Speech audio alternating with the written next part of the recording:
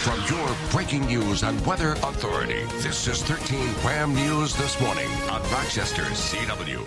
Well, the country's economic troubles are affecting so many of us. And let me start with a question here, because we're talking about a book, and the question is, what is the American dream? When you see a book called Renewing the American Dream, you might wonder what that even means. Well, three men put this together with a very bold idea: restore the economy and the actual American dream. I spoke with one of the authors. His name is Frank Islam, one of the authors of the book, Renewing the American Dream. Take a look. Frank, hello from Rochester. Hello, how are you? Very good. Thanks for taking the time to join us this morning. And I want to start just with the title of the book here, Renewing the American Dream.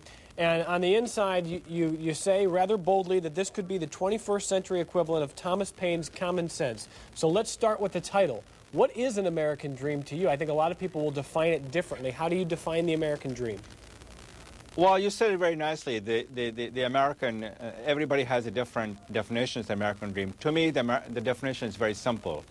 It is about having the opportunity to do the best you can, and you should be recognized and rewarded for that. It is the chance to be successful, to have economic security. The fundamental elements of American dream, to me, is to have a good education. As a result of that, you can have a good job. You can start small businesses that provides food on the table, that puts the roof on one's head, and then you can retire with the dignity and have economic security. That's what the American dream is all about, to me. And this book... Basic fundamental things.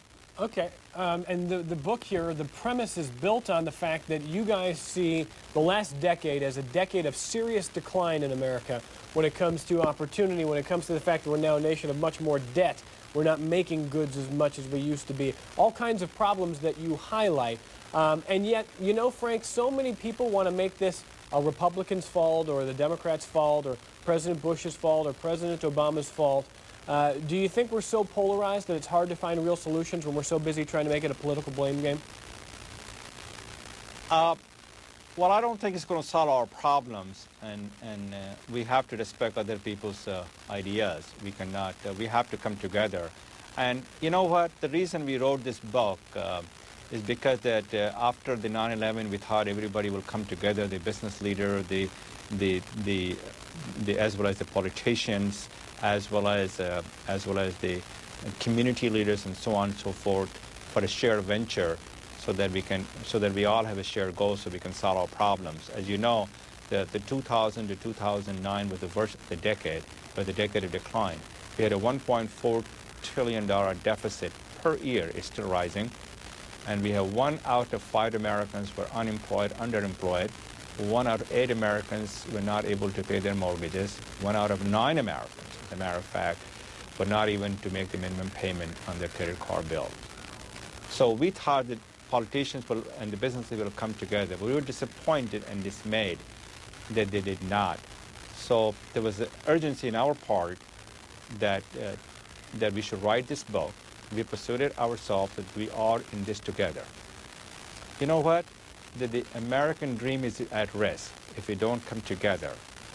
The America that the Ronald Reagan once called the shining city upon hill has slipped into the shadow and is continuously slipping.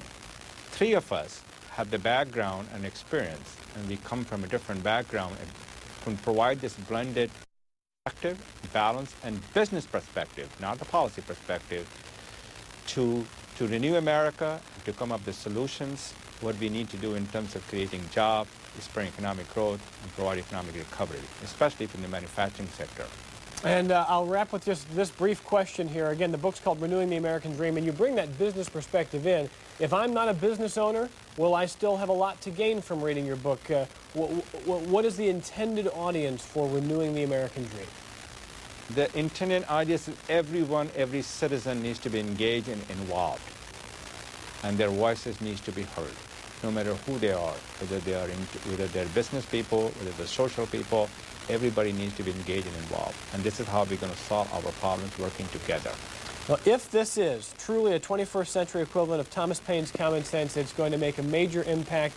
We appreciate spending a few minutes with you this morning. Thank you, Frank. Good luck with the book, and we appreciate your time. Thank you.